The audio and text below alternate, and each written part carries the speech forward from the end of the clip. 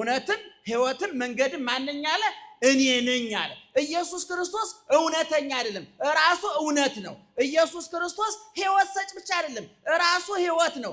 ኢየሱስ ክርስቶስ ካህን ነው፣ ይሰዋል። እንዲያውም የኛ ሊቃውንት ምን ይላሉ? እንዲያው ለእናንተ እንዳይጠጥር እንጂ ወንጌልና ድጓ ተራ አይጠብቅም ብለዋል። ክርስትና ሕይወት እንጂ እውቀት አይደለም።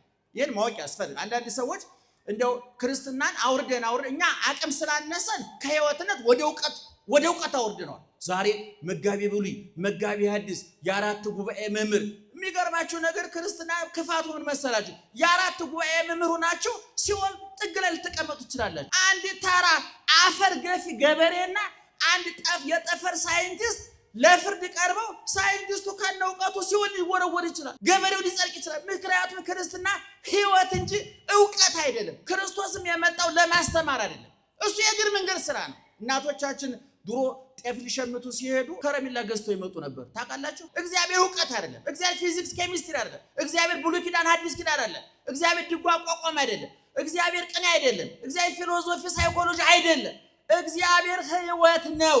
ቢበላ የሚያጠግብ የዘላለም ዳቦ፣ ቢጠጣ የሚያረካ የዘላለም ሕይወት፣ ቢለበስ የስጋን የነፍስን ነውር የሚሸፍን የነፍስን ብርድ የሚያስወግድ የሕይወት ልብስ። አንዳንዱ ሕይወት ታሪክ 90 ዓመት ኖሮ እንደ 2 ገጽ እንኳን አትወጣ። አቶ ገሌ በዚህ ቦታ ተወልደው እድሜያቸው ለትምህርት ሲደርስ ምንም የሚማሩበት ዕድል ስላልገጠማቸው ወደ ስራ ገብተው ወጥተው ወርደው እንዲህ ብለው ሀብታም ከሆኑ ደግሞ እኛም ካህናቱ ታውቁታላችሁ፣ ገንዘብ መጥፎ ነው። እውነቱ አቶ ገሌ የተባረኩ የተቀደሱ ኪሳቸው ለሰው ሁሉ ክብ ስንት ሰራተኛ ሲያስለቅሱ የኖሩት ሰውዬ እኮ እንግዲህ ገንዘብ መጥፎ። እናንተም እኛ ቦታ ብትሆኑ ትፈተናላችሁ። ምን እናድርገው? ይገርማችሁ። ይሄ ድህነቱ እኮ ክብራችንን አሳጣን። ይገርም። አሁን አብዛኞቻችሁ እኮ ለአርባችሁ እንኳን ስማችሁ ከደብተር ተፈልጎ ነው የሚገኝ። ምንም አንጠልጣይ የለው። እኔ አሁን ብሞት እውነቱን ለመናገር እንደው እስከ 40 ቀን ልጆች ያስታውሱኝ፣ እንደው ሌላ የሚያስታውሱ ሰው ያለ አይመስልም። ማንጠልጣይ የለው።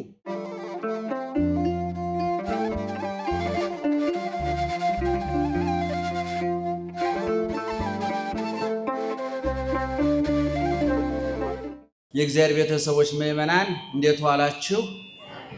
ኧረ እንዴት ዋላችሁ? እንዴት ዋላችሁ? በየጊዜው በየቦታው በየምክንያቱ የሚመክረን የሚያስተምረን መስማት የምንችለውን የነገረን መኖር የምንችለውንም የሚያስተምረን ከአቅማችን በላይ ነግሮ ያላስጨነቀን ከአቅማችን በታችም ሆኖ ለትችት ያላጋለጠን አምላካችን እዚያ ክብርና ምስጋና ይግባው። ክብርና ምስጋና ይግባው። እናንተ የምትሰሙት እኛ የምንናገረው አይንሳችሁ። እግዚአብሔር ጆሮአችሁን ይክፈት፣ አንደበታችንን ይፍታ። በመላና በግምት በይመስለኛልና በግምት የግል ሐሳባችን እንዳናፈስባችሁ ጆሮአችሁን ይጠብቅላችሁ፣ አንደበታችንንም ይቆጣጠርልን እግዚአብሔር። ቁሙ ወአጽምዑ ወንጌለ ቅዱሰ ዜናሁ ለእግዚእነ ኢየሱስ ክርስቶስ። ቁሙ በሉ እስኪ። መቼም ያስቸግራችሁን ብዬ ነው። ቁሙ ወአጽምዑ።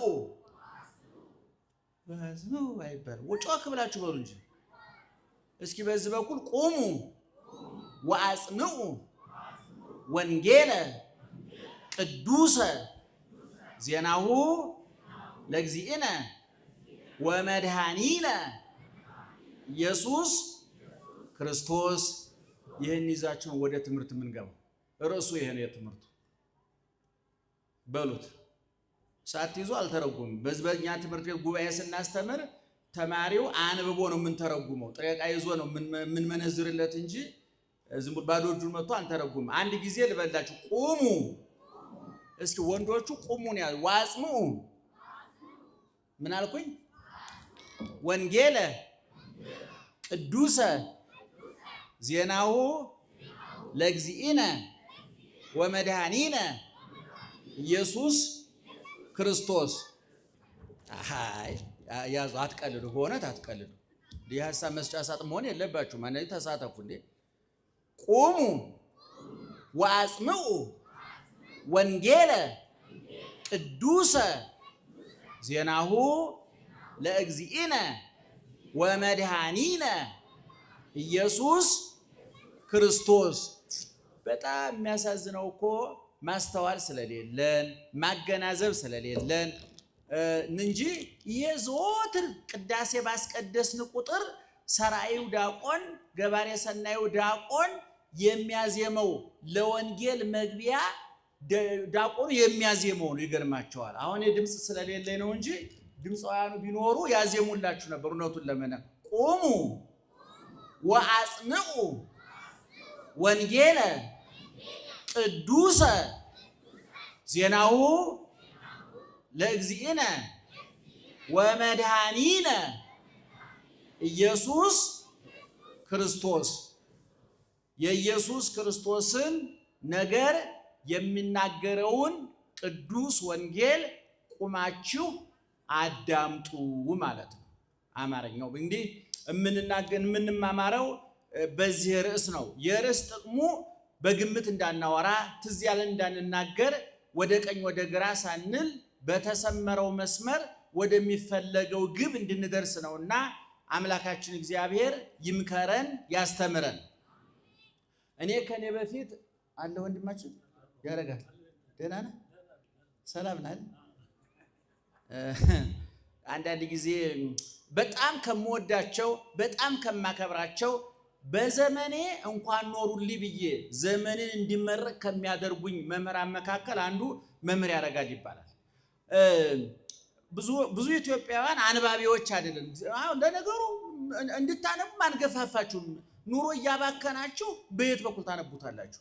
እኛም የምናነበው ራሱ የምናወራው እንዳናጣ ብለን ነው እንጂ እንደናንተ ኑሮ ያባከነናል። ግን በግድ ቁመን መናገር ስላለብን በጆሮአችን የገባው ነው ባፋችን የሚወጣውና ሳይበላው ያገሳው ጨጓራ ሳያነብ የሚያስተምር ደግሞ ከሃዲ ይሆናል ይባላል። አንዳንድ ሰው ሳያነቡ የሚያወሩ ሰዎች ሳይበሉ የሚያገሳው በልቶ ካገሳው ጤና ነው። ምግቡ ደርሻለሁ ብሎ ደብዳቤ እየጻፈ ነው፣ እየደወለ ነው። በሰላም ገብቻለሁ ተዋህጃለሁ በልተን ሲያገሳን ጤና ነው አይደለ? ሳንበላ ካገሳን ግን በሽታ አለብን ማለት ነው። ሰው ሳያነብ ካወራ ሳይበላ እያገሳ ነው፣ የሆነ የአእምሮ አሲድ ነው፣ በሽታ አለበት ማለት ነው። እና ስለዚህ ሳናነብ እንዳናወራ እናነባለን። እግዚአብሔር ይክበር ይመስገን። እና ወንድማችን በጣም ትልልቅ እኔም ብጠቅሳቸው እንኳን 5 መጻሕፍት ጽፏል። መድሎተ ጽድቅ የሚባል 3 ክፍል ያለው ወደ 450 500 ገጽ እያንዳንዱ ያለው ሶስቱንም እንደው ልቅም አድርገን ያነበብኳቸው ተጠቅሜባቸዋለሁ። 4ኛ ሳይንስና ሃይማኖት የሚል በተለይ ወጣቶች እንደው ወጣቶች እባካችሁ እንደው በዚህ በሃያዎቹ ሰው ከ50 ዓመት በኋላ ወጭ እንጂ ገቢ የለውም ታውቃላችሁ። እድሜ እየገፋ ሲመጣ ብዙ ማውራት እንጂ መስማት ጆሮአችን ስራ ያቆምና አንደበታችን የሚፈተው። አሁን የ60 ዓመት ሰው ብታገኙት ከምትነግሩት ብትሰሙት ይቀነዋል። ዱሮ እንዲሆኖ እንደዚህ ቦታ ሄጄ እዛ ቦታ ደርሼ አሁን አዲስ ነገር ብትነግሩት እየነጠረ ነው የሚመለሰው። ይገርማችኋል። አትንገሩ። እኔ ለ70 እና ለ60 ዓመት ሽማግሌ ስታገኙ አባባ እስኪ ያሳለፉትን ይንገሩኝ አትበሉት እንጂ አሁን ያለውን አትንገሩት። አይቀበላት። ምናልባት አውርታችሁ ነጥሮ ነው የሚመለሰው። እና እኔ በተለይ ወጣቶች በ20ዎቹ በ30ዎቹ በ40ዎቹ ያላችሁ ወጣቶች በፖለቲካው በሃይማኖቱ ማንም የሐሳብ መስጫ ሳጥን ያደረጋችሁ ስለማታነቡ ማንም ትዝ ያለውን የሚያወራባችሁ እንደ ከብት የሚነዳችሁ ስለማናነብ ነው። ስለዚህ ወንድማችን በተለይ ወጣቶች እንደው በ30ዎቹ ውስጥ ያላችሁ ወጣቶች እንድታነቡ 2 የሱ መጽሐፍ ጠቁማቸዋለሁ። አንደኛው ሳይንስና ሃይማኖት የሚል 400 ገጽ ይሆናል። 400 ገጽ ይሆናል። 420 430 ይሆናል ይመስለኛል። ምን አልኳችሁ? ድገሙት። ሳይንስና ሃይማኖት። ሳይንስና ሃይማኖት ጓደኞች አይደሉም። ስለተጫፈሩ ጓደኞች እንዳይመስሏችሁ። እኔ ከዚህ በፊት ተናግሬያለሁ። ሃይማኖት ሹፌር ነው፣ ሳይንስ ደግሞ ወያላ ነው። ታውቃላችሁ። ወያላ መርካቶ ብሎ ሲሰበስብ ቆይቶ ሹፌሩ ወደ ቀራኒዮ ቢነዳው ወያላው ከመጮህ ያለፈ ትርጉም የለው። ዋናው የህይወታችን ሹፌር ሃይማኖታችን ነው። ወያላውም ግን ለማሳፈር ያስፈልገናል። ሳይንስ ለኑሯችን ያስፈልገናል።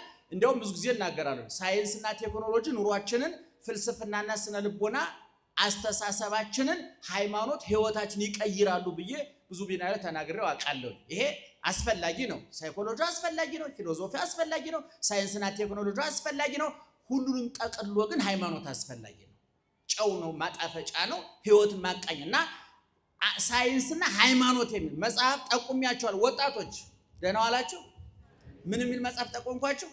ማስታወሻቸው ላይ ያዙ። እንደው ህማማት ነው። ትንሳኤ ሲወጣ በሚያዝያ ውስጥ አንድ ወር ሁለት ወር እንክት አድርጋችሁ አኝካችሁ ታኝኮ የሚዋጥ ከመጻሕፍት መካከል ቀምሰን የምንተፋቸው አሉ፣ አኝከን የምንተፋቸው አሉ፣ አኝከን የምንውጣቸው አሉ። ይሄ ታኝኮ ከሚዋጡት መካከል ነው። ሁለተኛ ደግሞ ቅርብ ጊዜ ደግሞ እሱንም አሁን ሰሞኑን አንድ ጊዜ ጨርሼ ሁለተኛ ጀምሬዋለሁኝ። ኢቮሉሽን የሚባለው የቻርልስ ዳርዊን ይሄ የዝግመተ ለውጥ ሰው በዝግመት ነው ዝንጀሮ ነበረ እየቆየ እየዋለ እያደረ ሲመጣ ዝንጀሮ ሆነ ማን ነው ሰው ሆነ የሚለውን በእውነት በብዙ ማስረጃ የራሳቸው ጸሐፊዎች የጻፏቸውን ደራሲያን የጻፏቸው መጻሕፍት እየጠቀሰ ፈትፍቶ ያስረዳበት ያስተማረበት ትልቅ መጽሐፍ ነው።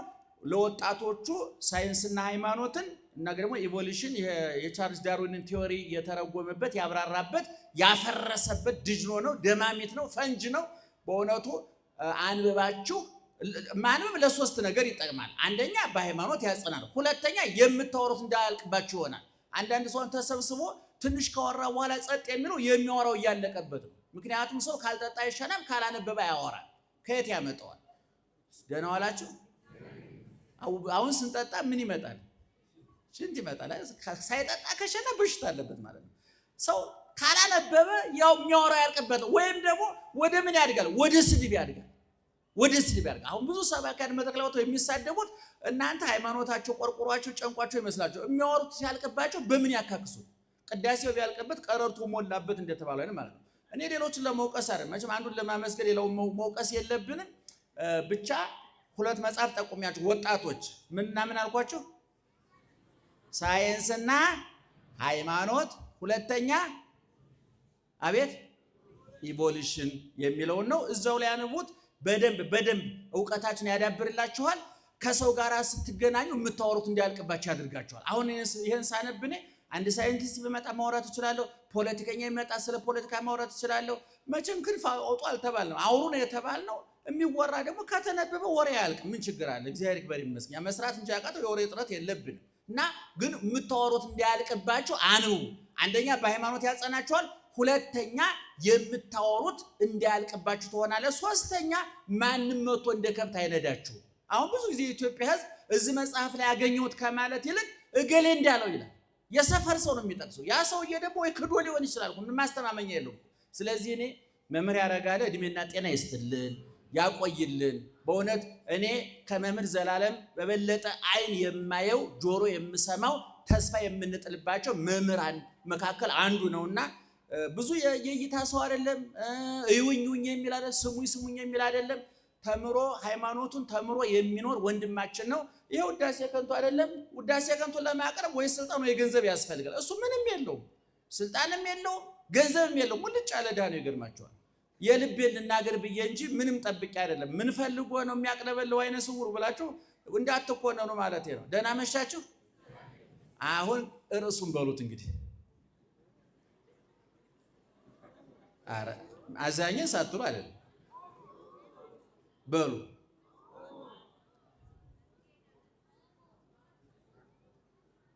በሎ ልበላችሁ አንድ ጊዜ ቁሙ ወአጽምዑ ወንጌለ ቅዱሰ ዜናው ለእግዚእነ ወመድኃኒነ ኢየሱስ ክርስቶስ።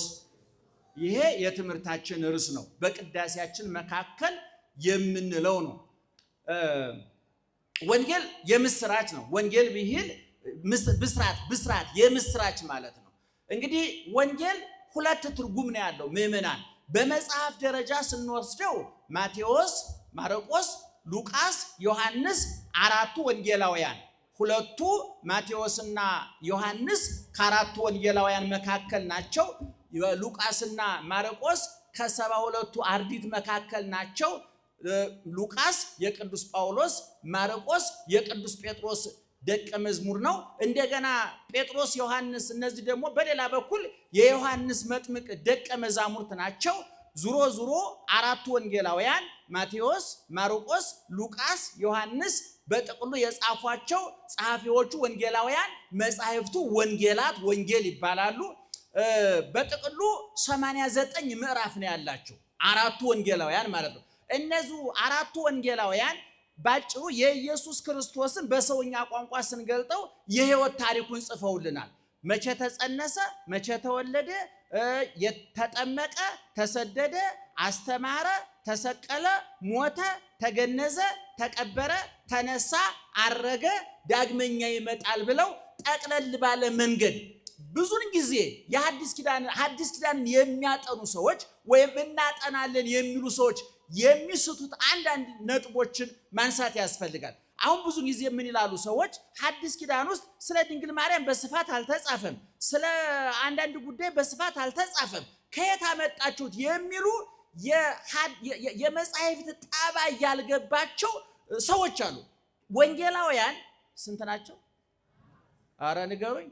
4ቱ ወንጌላውያን ማቴዎስና ማርቆስ፣ ሉቃስና ዮሐንስ ኢየሱስ ክርስቶስ ያደረገውን ያስተማረውን ጥልቅ ትምህርት ያደረገውን ድንቅ ተአምር የሰራውን በጎ ስራና ትሩፋት ሲጽፉ አንደኛ ሁሉንም አልጻፉም፣ ሁለተኛ በቅደም ተከተል በስነ ጽሑፍ ሕግ ዘገባ እንደ ጋዜጠኛ ዘገባ አይደለም የሰሩት፣ ወይም ደግሞ ክትትል አድርገው ከዚህ ቀጥሎ ሰኞ ይሄን አደረገ፣ ማክሰኞ ይሄን አደረገ፣ በ31 ዓመቱ ይሄንን፣ በ33 ዓመቱ ይሄንን ብለው ቃል በቃል እግር በእግር ተከታትለው ባለስልጣን የተከተለ ዘገባ እንደሚሰራ ጋዜጠኛ አይደለም የጻፉት። ወንጌላውያን ለምን እንደጻፉት ራሱ ከወንጌላውያኑ መካከል ዮሐንስ ነግሮናል። በዮሐንስ ወንጌል ምዕራፍ 20 ከቁጥር 25 አሁንም በምዕራፍ 21 በመጨረሻዎቹ ቁጥሮች ኢየሱስ ክርስቶስ ያስተማረው ትምህርት፣ ያደረገው ተአምር፣ የሰራው ምግባር ትሩፋት ቃል በቃል እግር በእግር ተከታትለን እንጻፈው ብንል አሉ ሰማይ መላእክትና ሰው ጸሐፊዎች፣ ባህሩ ወንዙ ቀለም፣ እንጨቶች በጠቅላላ ብዕር፣ ዓለም ሰማይና ምድር ብራና ቢሆኑ ኑሮ እምያግመሮ ዓለም ጥቀ ለመጻሕፍቲሁ ለብዛ መጻሕፍቲሁ የመጽሐፉን ብዛት ሰማይና ምድር ዓለም ባልቻለው ነበር ብሏል። ማን? ዮሐንስ። የነበረ ዮሐንስ 3 ዓመት ከ3 ወር ወዲያው ኢየሱስ ክርስቶስ እንደተጠመቀ ተከትሎ በዋለበት ደህና አደራችሁ፣ ደህና ዋላችሁ፣ እየሰማችሁ ነው። በዋለበት እየዋለ ባደረበት እያደረ የቀረው በዓይኑ ያየውን በጆሮ የሰማውን በእጅ የዳሰሰውን በልብ የተገነዘበውን በአእምሮ ያንሰላሰለውን ተአምር ጽፏል። በመልእክቱም ላይ ነግሮናል። ንዜነወክሙ በእንተ ውእቱ ዘሃሎ እምቅድም፣ አስቀድሞ ስለነበረው ስለሱ እንነግራችኋለን አለና 3 የስሜት ሕዋሳትን ጠቀሰ። ዘርኢናሁ በአዕይንቲነ፣ በዓይናችን ያየነው፣ ወዘገሰሳሁ እደዊነ፣ እጆቻችን የዳሰሱት፣ ወዘሰማዕናሁ በእዘኒነ። የክርስትና ሃይማኖት የመላምት የግምት የይመስለኛል የሳይሆን አይቀርም። ሰዎች ተሰብስበው እንዲህ ብናደርገው ጥሩ ነው፣ ይህንን ጨምር፣ ያንን ቀንስ፣ ይህንን እናጥብብ፣ ያንን እናስፋ ብለው በግል ፍላጎት ከሰዎች አይምሮ የተቀዳደ ወንጌላዊ ዮሐንስ የጻፍንላችሁ የገመትነውን አይደለም፣ ሳይሆን አይቀርም ብለን አይደለም፣ መላምት አይደለም። እዛው ቦታው ላይ አይኖቻችን አይተዋል፣ ጆሮዎቻችን ሰምተዋል፣ እጆቻችን ዳሰዋል፣ የረገጠውን ረግጠናል፣ የበላውን በልተናል፣ አረፈበት ቦታ ውለናል፣ ሲያስተምር ሰምተነዋል፣ ሲንቀሳቀስ አይተነዋል። የተረጋገጠ እውነት ነው የጻፍንላችሁ። ጲላጦስ እውነት ምንድነው ብሎ ጠይቆ ነበረ። ለጲላጦስ አስቀድሞ ክርስቶስ ጲላጦስ ሳይጠይቅ መልስ ሰጥቶ ነበረ። እውነትም ሕይወትም መንገድም ማንኛ አለ? እኔ ነኝ አለ። ኢየሱስ ክርስቶስ እውነተኛ አይደለም፣ ራሱ እውነት ነው። ኢየሱስ ክርስቶስ ሕይወት ሰጭ ብቻ አይደለም፣ ራሱ ሕይወት ነው። ኢየሱስ ክርስቶስ ካህን ነው፣ ይሰዋል። በግ ነው፣ ይሰዋል። እየሰማችሁ ነው? ካህን ነው፣ ይሰዋል። በግ ነው፣ ይሰዋል። የዓለምን ኃጢአት የሚያስወግድ የዓለም በግ ተብሏል። በመስዋዕትነቱ የካህናት አለቃ ቅዱስ ጳውሎስ እስመ ኢኮነ ሊቀ ካህናቲነ ዘይክላሚመ ለድካምነ አላ ምኩር በኩሉ፣ እንደኛው እኛ ባለፍንበት ሁሉ የተፈተነ የተረጋገጠ እውነተኛ ሊቀ ካህናት ነው ክርስቶስ አለ። ሊቀ ካህናቱ ይሰዋ ነበር፣ ክርስቶስ ካህን ነው። ሊቀ ካህናቱ በግ እየጎተተ ፍየል እየጎተተ ደም እያፈሰሰ ስጋዊ ኃጢአት ያስተሰርይ ነበር።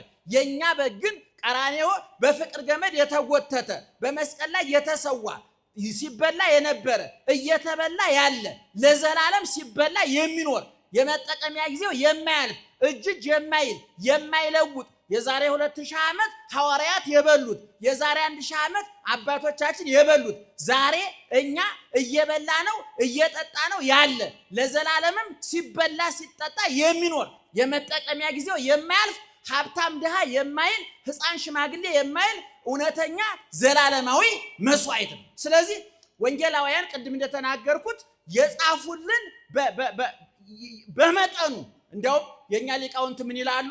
እንደው ለእናንተ እንዳይጠጥር እንጂ ወንጌልና ድጓ ተራ አይጠብቅም ብለዋል።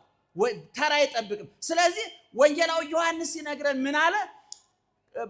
አምናችሁ የዘላለም ሕይወት ታገኙ ዘንድ ከበዛው አሳንሰን ከሰፋው አጥብበን መጥነን ለክተን ጻፍንላችኋል። ከአራቱ ወንጌላውያን አንዱ በቦታው ከነበሩት አንዱ በአይን ደብረ ታቦር ላይ ምስጢረ መንግስቱን ጌቴሴማኒ ምስጢረ ጸሎትን በደብረ ታቦር ምስጢረ መንግስቱን በደብረ ዘይት ምስጢረ ምጽአቱን በቤተ ኢያኢሮስ ምስጢረ ትንሣኤውን ያየ ምስጢር ተከፍሎበት ያልቀረ ትምህርቱን ልቡን ከፍቶ የሰማ ተአምራቱን አይኑን ገልጦ ያየ በጎ ስራውን እግር በእግር ተከታትሎ ቃና ዘገሊላ ሰርግ ቤት ውሃውን ወይን ሲያደርግ ቦታው ላይ የነበረ በዮርዳኖስ ሲጠመቅ በቦታው ላይ ታሪኩን ከመምሩ የሰማ ደብረ ታቦር ላይ አምላክነቱን ሲገልጥ የነበረ የተረጋገጠ እውነት ነው የጻፉልን። ነገር ግን ወንጌላውያን ሲጽፉልን ቅድም እንደተናገርኩት ነው የእግር በእግር የቃል በቃል ክትትል የተደረገበት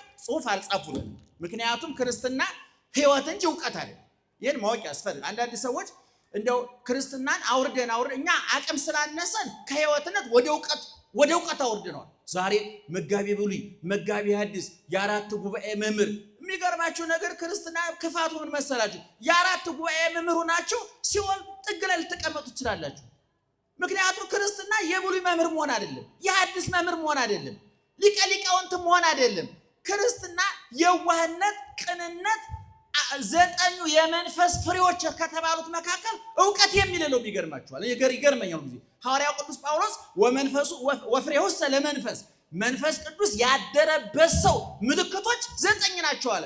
አንደኛ ፍቅር፣ ሁለተኛ ደስታ፣ ሶስተኛ ሰላም፣ አራተኛ ትዕግስት፣ አምስተኛ ቸርነት፣ ስድስተኛ በጎነት፣ ሰባተኛ የዋህነት፣ ስምንተኛ እምነት፣ 9ኛ ራስን መግዛት፣ 10ኛ እውቀት ቢጨመር ጥሩ ነበር። በጣም ደስ የሚለው የለም። ምክንያቱም አንድ ተራ አፈር ገፊ ገበሬና አንድ የጠፈር ሳይንቲስት ለፍርድ ቀርበው ሳይንቲስቱ ከነ እውቀቱ ሲሆን ሊወረወር ይችላል፣ ገበሬው ሊጸድቅ ይችላል። ምክንያቱም ክርስትና ሕይወት እንጂ እውቀት አይደለም። ክርስቶስም የመጣው ለማስተማር አይደለም። እሱ የእግር መንገድ ስራ ነው። እናቶቻችን ድሮ ጤፍ ሊሸምቱ ሲሄዱ ከረሚላ ገዝተው ይመጡ ነበር። ታውቃላችሁ? ዛሬ ከረሚላው ራሱ የጤፍ ዋጋ ስለሆነ ሁለቱንም ያደርጉት ይገርማችኋል። እና ጤፍ ሲገዙ ከረሚላ ለልጆች ሸንኮራ ገዝተው ይመጡ ነበር። ገበያ የወጡት ምን ለመግዛት ነው? ምን ለመሸመት ነው? ለመግዛት አይባልም። ጤፍ ሸመት ነው ገዛ ይባል። ምን ለማድረግ ነው የሚሄዱት? ጤፍ እግር መንገዳችሁ ምን ያመጣሉ? ሸንኮራ ከረሚላ ይዘው ክርስቶስ ማስተማር፣ ይሄ አይን ማብራት፣ ለምጽ ማንጻት፣ ድውይ መፈወስ፣ ጋኔን ማውጣት፣ እንጀራ ማበርከት፣ ይሄ ተአምራቱ ጤፍ ለመሸመት ከሄዱት ሸንኮራ እንደመግዛት ነው። ዋናው እነዚህ ሁሉ ጉዞዎች ወደ ቀራኔው መዳረሻ ናቸው። አይን ስጋው አይን ሲበራ የነፍስ አይን ቀራኔው ላይ እንደሚበራ የስጋ በሽታ ሲፈወስ ቀራኔው ላይ የነፍስ እንደሚፈወስ እንጀራ በርክቶ ሲያበላ ከሰማይ የወረደ እውነተኛ እንጀራ እስሙን ለማሳየት ያደረገው እንጂ ኢየሱስ ክርስቶስ የተአምራት አምላክ አይደለም። የድንቅ ነገር አምላክ አይደለም። ኢየሱስ ክርስቶስ አምላክ መልአከ ሕይወት የሕይወት አነ ውእቱ ትንሣኤ ወሕይወት እመኒ ዘየአምን ብየ እመኒ ሞተ የሐዩ እኔ ትንሣኤና ሕይወት ነኝ፣ በእኔ የሚያምን ቢሞትም ሕያው ነው አለ። በእኔ የሚያምን እንጂ እኔን ያወቃል። እግዚአብሔር እውቀት አይደለም። እግዚአብሔር ፊዚክስ ኬሚስትሪ አይደለም። እግዚአብሔር ብሉይ ኪዳን ሐዲስ ኪዳን አይደለም። እግዚአብሔር ድጓ አቋቋም አይደለም። እግዚአብሔር ቅኔ አይደለም። እግዚአብሔር ፊሎሶፊ ሳይኮሎጂ አይደለም። እግዚአብሔር ሕይወት ነው። ቢበላ የሚያጠግብ የዘላለም ዳቦ፣ ቢጠጣ የሚያረካ የዘላለም ሕይወት፣ ቢለበስ የስጋን የነፍስን ነውር የሚሸፍን የነፍስን ብርድ የሚያስወግድ የሕይወት ልብስ ነው። ስለዚህ ወንጌላውያን ወንጌሉን ሲጽፉልን ተከታትሎ የተጻፈ የተሟላ የእውቀት መጽሐፍ አይደለም የጻፉት፣ የተሟላ የህይወት መጽሐፍ ነው የጻፉት። እየተረዳችሁ ነው? ደህና መሻችሁ? እየሰማችሁ ነው? ስለዚህ ወንጌል አራቱ ወንጌላት ናቸው ማለት ነው። በመጀመሪያ ደረጃ ማን የጻፏቸው አልኳችሁ? ማቴዎስ፣ ማርቆስ፣ ሉቃስና ዮሐንስ እና ይሄ ወንጌል ይባላል። መጽሐፍ ነው። መጻሕፍት ይሏታል ሊቃውንቱ። አራቱ ወንጌል በቤተ ክርስቲያናችን የሚገርማቸው ነገር ከዓመት እስከ ዓመት ቅዳሴ ሲቀደስ የሚነበበው ወንጌል ነው። አባቶቻችን ማንኛውም ሰባኪ ርዕስ ማውጣት ያለበት ከወንጌል ነው ተብሎ ይነገራል። አሁን ጧት ቅዳሴ ተቀድሶ ወንጌል የማይነበብበት የለም። ወንጌል የነገሮች ሁሉ እናት ናት። በኦርቶዶክሳዊ ተዋሕዶ ቤተክርስቲያን ወንጌል የመጻሕፍት እናት ናት። ወንጌል መስበክ የእውቀት ሁሉ መደምደሚያ ነው። በቤተ ክርስቲያናችን ወንጌል ሙሽራ ነው። ሌሎች ሁሉ የወንጌል ሚዜዎች ናቸው። ቅዳሴ ብንቀድስ፣ ማህሌት ብንቆም፣ ሰዓታት ብንቆም፣ ምንም ብናደርግ እነዚህ ሁሉ ወንጌል ለማጉላት ለማድመቅ ከፍ ለማድረግ። ምክንያቱም ወንጌልን ስሰብክ ማን እየሰበክን ነው? ክርስቶስን እየሰበክን ነው። ክርስቶስ በቤተ ክርስቲያን ሙሽራ ነው፣ ሚዜ አይደለም፣ አጃቢ አይደለም። አጃቢዎች አሉት፣ ሙሽራ ነውና ሚዜዎች አሉት፣ ሙሽራ ነውና አጃቢዎች አሉት። ይሄ ሙሽራ በመስቀል ላይ የተሞሸረ በጅራፍ በቁስል በሐሞት በኮምጣጤ በችንካር በአክሊለ ሦክ የተሞሸረ ሙሽራ። ሙሽሪት ደግሞ ከጎኑ የተወለደችው ቤተ ክርስቲያን ናት። ሚዜዎቹ ደግሞ ዮሐንስ መጥምቅ እንደነገረ ቅዱሳን ናቸው። ዘቦቱ መራት መራዊ ውቱ ሙሽሪት ያለችው እሱ ሙሽራ ነው። ዋርኩስ ለመራዊ ዘይቀው ወይሰሞ ፍስሐ ይትፈሳ በእንተ ቃለ መራዊ ወመራት። ሙሽራው ሚዜው የሙሽሪትና የሙሽራውና የሙሽሪትን ቃል እየሰማ ደስ ይለዋል አለ። በዮሐንስ መጥምቅ ንግግር መሰረት ክርስቶስ ሙሽራ ነው፣ ቅዱሳን ሚዜዎች ናቸው። የሚዜ ስራው ምንድነው? የሙሽራውን ክብር ማጉላት፣ ሙሽራው ጎልቶ እንዲታይ ማድረግ። አንዳንድ ቀጫጫ ሚዜ አለ በመሰረቱ ሙሽራውን የሚውጥ። ከዚህ በፊት ወጣቶች መከራያችሁ ሰምታችኋል በሚዲያ ላይ። እኔ ወደፊታው ሚያዚያ ይመጣል ሰርግ ስታርጉ ወጣቶቹ ሚዜ ዝነኛ ሰውና በመልክ የሚበልጣችሁ ሰው ሚዜ እንዳታደርጉ። ማርያምን ወጣቱ ምክር ነው መከራችሁ፣ ትረሳላችሁ። አሁን ዝነኛ ሰው ሚዜ ብታደርጉ እናንተ ሙሽራው ቁጭ ብሎ እስቲና ፎቶ እንነሳ ነው ያለው ሰው። ስለዚህ ዝነኛ ሰውና ቆንጆ ሰው ሚዜ አይሆንም። ደህና ዋላችሁ? እንዳትሞኙ። ይሄ እንደው ክርስትና ጅልነት አይደለም። እና አያችሁ ቅዱሳን የሙሽራቸውን ክብር የሚያውቁ ሚዜዎች ናቸው። ዮሐንስ መጥምቅ ሙሽራው እሱ ነው። እሱ ከፍ ሊል እኔ ላንስ፣ እሱ ሊልቅ እኔ ዝቅ ሊል ይገባኛል አለ። ምክንያቱም የሰርግ ቤት ዋናው ተከባሪ ማን ነው? ሙሽራ ነው። ቤተ ክርስቲያን ሰርግ ቤት ናት። ስጋው ደግሞ ድግስ ነው። መላእክትና ሰው ታዳሚዎች ናቸው።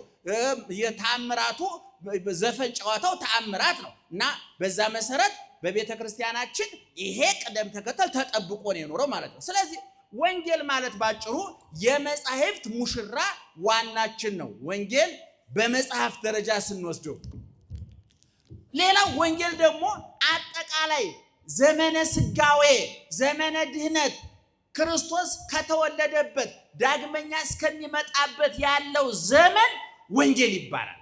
ሐዋርያው ቅዱስ ጳውሎስ በገላትያ ምዕራፍ 3 ቁጥር 8 ላይ እንዲህ ብሎ ተናገረ። እግዚአብሔር አስቀድሞ ለአብርሃም ይህንን ወንጌል ሰበከ አለ። በደንብ ሰምታችሁኛል? ይህንን ወንጌል ለማን ሰበከ? ለአብርሃም ሰበከ። ወንጌል የተጻፈው ምዕመናን አብርሃም ከሞተ ከ2000 ምናምን ዓመት በኋላ ነው። ልብ አድርጉ። ወንጌል አልተጻፈም። አሁን በቅዱስ ጳውሎስ ቋንቋ ወንጌል ማለት ማቴዎስ፣ ማርቆስ፣ ሉቃስ፣ ዮሐንስ የጻፏቸው መጻሕፍት ሳይሆኑ ወንጌል ማለት አጠቃላይ ነገረ ድህነት። ወንጌል የምስራች ነው ብያችኋለሁ አይደለም? ለምሳሌ ክርስቶስ ሞተ ብዬ ብሰብክላችሁ እኔ መርዶ ነው የምስራች ነው? ሰምታችሁኛል? እስቲ ለምሳሌ አሁን አንድ ሰው ስልክ ደውሎ አበበ ሞተ ቢላችሁ መርዶ ነው የምስራች ነው? ነገሩ እንደ ሰውዬ ይለያያል። ክፉ ሰው ከሆነ የምስራች ነው እንጂ አላውቅም፣ ወደ ዝርግ ጉዳይ አልገባም። ግን አሁን ደውዬ እንትና እኮ ሞተ ብላችሁ መርዶ ነው የምስራች ነው? መርዶ ነው አይደለም? ያስደነግጣል። እኛ ግን ክርስቶስ ሞተ ብለን ስንሰብክላችሁ መርዶ ነው የምስራች ነው? ጮክ ብላችሁ ንገሩኝ። ታላቁ ሊቅ ቄርሎስ እኛ ክርስቶስ ሞተ ብለን ስንሰብክ የተራ ሰው ሞት መርዶ እያወራን አይደለም። ሞቱ ሕይወታችን፣ መቃብሩ ትንሣኤያችን፣ መራቆቱ ልብሳችን፣ መራቡ ጥጋባችን፣ መጠማቱ እርካታችን፣ ከፍ ብሎ መሰቀሉ ከፍ ብለን ወደ ሰማይ ለመውጣታችን፣ ሐሞት ኮምጣጤ መጠጣቱ የዘላለም ሕይወት ለመጠጣታችን፣ መገነዙ ከኃጢአት መግዘን ለመፈታታችን፣ መቀበሩ ለመነሳታችን፣ ማረጉ አርገ ከመያለቡ እርገተ ጻድቃን እንደተባለ በሱ እርገት የኛ እርገት በሱ ትንሣኤ የኛ ትንሣኤ ስለተረጋገጠ ሞቱ ሕይወት ነው ብለን ነው የምናስተምረው እና አሁን ቅዱስ ጳውሎስ ምን አለ? እግዚአብሔር ይህን ወንጌል አስቀድሞ ለአብርሃም ሰበከለት አለ። ለመሆኑ ለአብርሃም ምን ብሎ ሰበከለት ብሎ እዛው ላይ ሲጠቅስ ምን ይላል? በዘርእከ ይትባረኩ ሁሎሙ አሕዛበ ምድር። እግዚአብሔር አብርሃምን ይስሐቅን ሰዋልኝ ካለው በኋላ ይስሐቅን ለመሰዋት ከሄደ ቁርጠኝነቱን ካረጋገጠ በኋላ እግዚአብሔር ምን አለው? ይስሐቅ አይሰዋም፣ በአንተ ዘር ምክንያት የምድር አሕዛብ ይባረካሉ። በአብርሃም ዘር ምክንያት እነማን ይባረካሉ? የምድር አሕዛብ ይባረካሉ። የአብርሃም ዘር ማለት ለጊዜው ይስሐቅ ነው፣ ፍጻሜው ግን ክርስቶስ ነው። ምክንያቱም በማቴዎስ ወንጌል ምዕራፍ 1 ቁጥር 2 ላይ አንድ ላይ ስታነቡ የዳዊት ልጅ የአብርሃም ልጅ የኢየሱስ ክርስቶስ የትውልድ ሐረግ ይላል። ስለዚህ ኢየሱስ ክርስቶስ የአብርሃም ዘር ማን ነው? ኢየሱስ ክርስቶስ። እንደውም እዛው ላይ ቅዱስ ጳውሎስ ምን ይላል? በዘርከ ይትባረኩ ያለው በዘር ይባረካሉ ያለው ሲተረጉም ኢይቤሎ በአዝሪቲከ ከመዘለ ብዙሃን ለብዙ አድርጎ ዘሮች አላለም። አላ ይቤሎ በዘርእከ ዘውቱ ክርስቶስ በዘርህ አለው። በዘር የተባለው ማን ነው አለ? ክርስቶስ ነው አለ። ይህ ሐዲስ ኪዳን በገላትያ መልእክት ምዕራፍ 3 ቁጥር 8 ላይ ማለት ነው። ስለዚህ በብሉይ ኪዳንም ቢሆን ስለ ድህነት የተነገረ ሁሉ ምን ተብሎ ይጠራል ማለት ነው? ወንጌል ተብሎ ይጠራል ማለት ነው። ስለዚህ ኦርቶዶክሳዊ ተዋሕዶ ቤተክርስቲያን ወንጌልን በሁለት መንገድ ተተረጉሟለች ማለት ነው። በመጽሐፍ ደረጃ 4 ወንጌሎች አሉ፣ 4 ወንጌላውያን አሉ። በምስጢር ደረጃ ደግሞ አጠቃላይ ነገረ ድህነቱ አጠቃላይ ነገር የመዳናችን የስጋዌ የኢየሱስ ክርስቶስ ከጽንሰት እስከ እርገት ያለውን ነገር በጠቅላላ ከሲኦል መውጣታችንን ወደ ቀደመ ርስታችን መመለሳችንን ወደ መንግስተ ሰማያት መግባታችንን ውርደታችን በክብር ርኩሰታችን በቅድስና ኃጢአታችን በጽድቅ ሞታችን በሕይወት መቃብራችን በትንሣኤ እንደተተካ የሚናገሩ መጻሕፍት በጠቅላላ ምን ተብለው ይጠራሉ? ወንጌል ተብለው ይጠራሉ ማለት ነው። መጻሕፍት እንግዲህ ይሄ ዜናው ለግዚእነ ወመድኃኒነ ኢየሱስ ክርስቶስ የኢየሱስ ክርስቶስን የሕይወት ታሪክ የሚናገር ማለት ነው። የክርስቶስ የሰዎች ሕይወት ታሪክ ምን ተብሎ የሚነገረው? እኔ ብዙ ጊዜ ለቅሶ ሲሄድ በጣም ደስ የሚለኝ የሰዎችን ሕይወት ታሪክ መስማት ነው።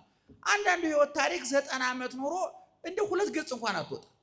አቶ ገሌ በዚህ ቦታ ተወልደው እድሜያቸው ለትምህርት ሲደርስ ምንም የሚማሩበት ዕድል ስላልገጠማቸው ወደ ስራ ገብተው ወጥተው ወርደው እንዲህ ብለው ሀብታም ከሆኑ ደግሞ እኛም ካህናቱ ታውቁታላችሁ ገንዘብ መጥፎ ነው። እውነቱ አቶ ገሌ የተባረኩ የተቀደሱ ኪሳቸው ለሰው ሁሉ ክፍት ስንት ሰራተኛ ሲያስለቅሱ የኖሩት ሰውዬው እኮ ነው። እንግዲህ ገንዘብ መጥፎ እናንተም እኛ ቦታ ብትሆኑ ትፈተናላችሁ። ምን እናድርገው? ይገርማችኋል። ይሄ ድህነቱ እኮ ክብራችንን አሳጣን። ይገርማችኋል።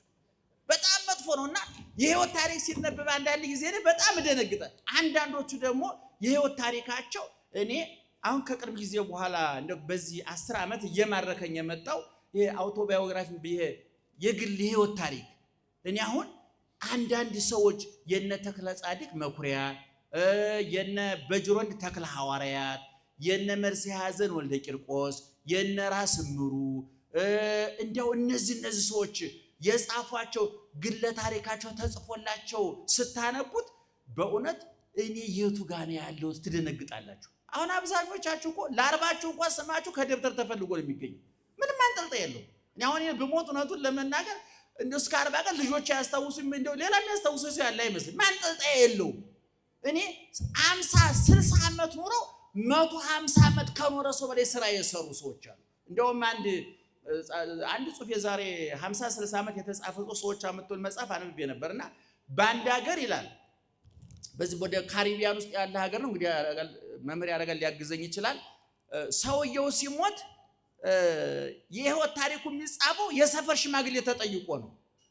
እና ለምሳሌ አንድ ሰው ምንም ሳይሰራ እንደተንገላወደ ተወልዶ 80 ዓመት ሞልቶት ሲጠጣ ሲያጨስ ሲቀም ጊዜውን ገንዘቡን አካሉን አባክኖ የሞተ ሰው የህይወት ታሪክ ሲጻፍ ሽማግሌዎች ይጠየቃሉ። እንደው እንዴት ነው ይባልና አይ እሱ እኮ ያለ መጠጣት ያለ መቃም ያለ መንዘላዘል ምንም ሌላ እኮ ጉዳይ የለውም ይባላል። ከዛ በኋላ የህይወት ታሪኩ ሲጻፍ ምን ይባላል? አቶ ገሌ በተወለዱ ምንም ሳይኖሩ ሙተዋል ተብሎ ይጻፋል። እውነቴን እኮ ነው የምላችሁ። ስንት ዓመት ኖሯል ሰውየው? የባከነ ማለት ነው። የቦኑት የባከነ ምን እኔ አንዳንድ ሰዎች እንደው እኔ ነብይ መኮንን ባልደራስ የነበረ የእድሜ ዕቁብ የሚል አንድ ግጥም አለችው አልያዝኳትም። አንዳንድ ሰዎች እኮ ምን ዕቁብ ባዋጣላችሁ ምትሏቸው ሰዎች አሉ። እኔ አሁን እንደው ዕቁብ የእድሜ ዕቁብ ኑሮ እንደው አንድ ወር እንኳን ብዙ ነው ያሳሳል። እድሜ ቀላል አይደለም። አንድ ቀን እንደው ከኔ ቢጤው ልክስከስ መቼም አሁን 30 40 ሚሊዮን እንደው ዝም ብሎ የሚንገላወዳለና ከዛ አንድ ቀን እየቀነሱ እንደው አንድ ሰዓት እየቀነሱ ሊጨመርላቸው የሚገባ እየጓጓን እየሳሳን እንደ ጥሩ ምግብ ሳንጠግባቸው ከማዶ የተነሱዎች አሉ አይደል? ለነዛ እንደው እድሜ ቢዋጣላቸው። አንዳንድ ደግሞ በ20 ዓመታቸው በ30 ዓመታቸው ይሞታል እዛ ጋር አሉ። በዛ ቀድሞ ነው በ30 ዓመቱ ቁም ነገር ሰርቶ ሲሞት ሽማግሌዎች ይጠየቅ እንዴ እሱ 30 ዓመት ነው የኖረው 30 ዓመቷን ፍሬ ናት ቁም ነገር ናት ተብሎ ይነገራቸዋል። አቶ ገሌ ተወልደው በተወለዱ በ90 ዓመታቸው ሙተዋል ይባላል። በስንት ዓመቱ ነው የሞተው? አቤት በስንት ጨመሩለት ማለት ነው?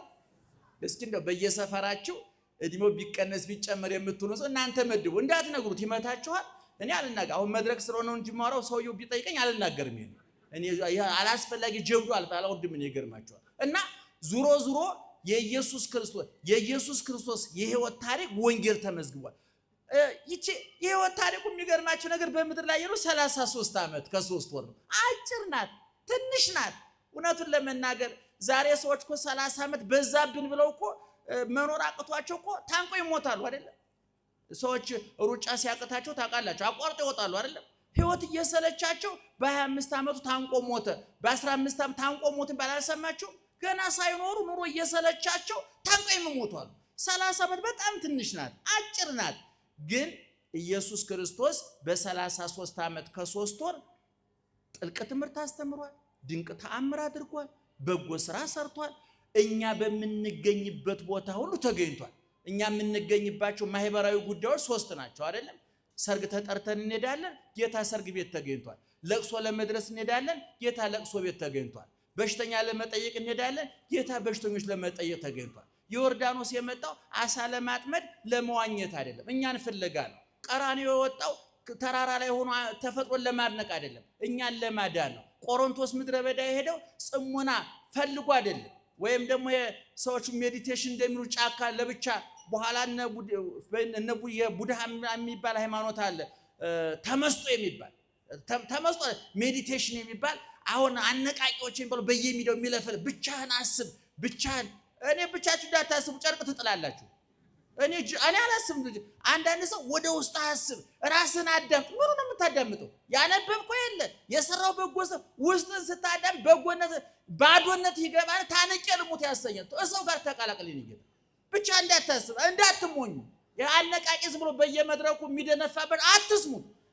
በቃ ታገኛለህ ተጣጣር አይገኝም። ኧረ የት ነው ትችላለህ? አትችልም። የት ነው የምትችለው? ስንቶቹ ወጥተው ወርደው ቀርተው የለ እንዴ? በማን ሁሉን እንችላለን? አረ ንገሩኝ በማን? አሁን በቤተ ክርስቲያን ተመስጦ አለ።